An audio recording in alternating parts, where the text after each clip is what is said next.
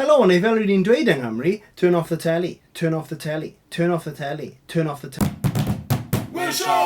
As the season of sunbathing comes to an end, I'm going to talk about two words which have nothing to do with bathing at all. They do, however, include the noise bathe.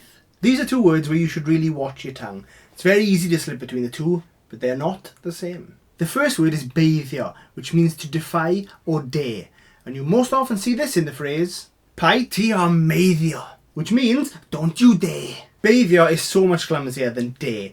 I can't imagine that a group of teens drunk off super shandy ever played gwir a beiddio. But I don't know, let me know in the comments if you ever played truth or dare in Welsh. And the sound alike you've got to look out for is the term beiddi, which you might hear in such situations as pai ti am meiddi, which can mean one of three different kinds of things. Either beat, trounce or wallop, which looks like this.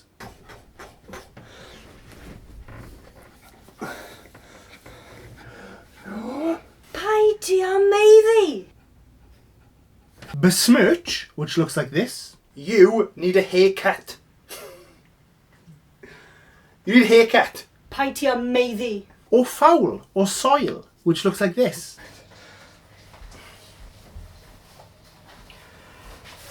No.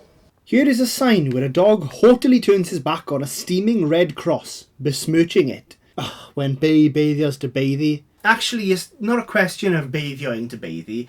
Bay should be able to baithie whenever he or she wants, while respecting social conventions and the people around them, of course.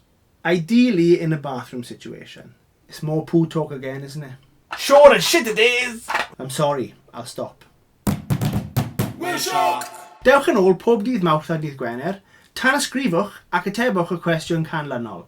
What's the stupidest thing you ever done for a day?